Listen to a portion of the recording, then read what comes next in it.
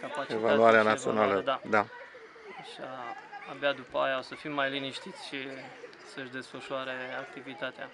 De asemenea, mai avem un tânăr foarte micuț, campion național, de asemenea și medaliat la probe de pistă, Ionuț Dragomir, nu este acum între ei. Și mai multe fetițe mici care, de asemenea, cu rezultate notabile. Doar o să vă amintesc niște nume: Pea Larisa, soră mai mică cu Pea Cristina, Brecica Hani, Tămășilă Carina, Tămășilă Iasmina, toți surori, un tânăr Scheușan Sebastian, de asemenea și el medaliat.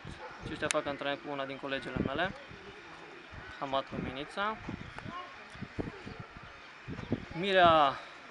Mirea Andrei, de asemenea cu rezultate foarte bune. Aceștia toți pe care i-am nominalizat, de altfel sunt medaliați la campionatele naționale, deci în fazele finale de campionat național.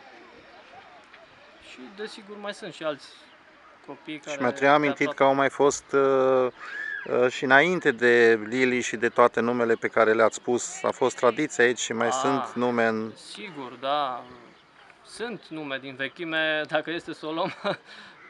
Înainte de Lili, performele de mare nivel a fost chiar soția mea actuală, Iuliana Popescu, fostă Popescu, actuală Enache. De asemenea, o colega mea de antrenament, Ruicu Otilia, care a participat la 2 Jocuri Olimpice.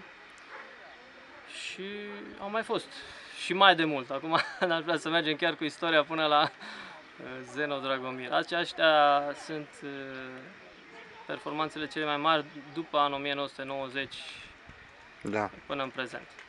Da, mulțumim!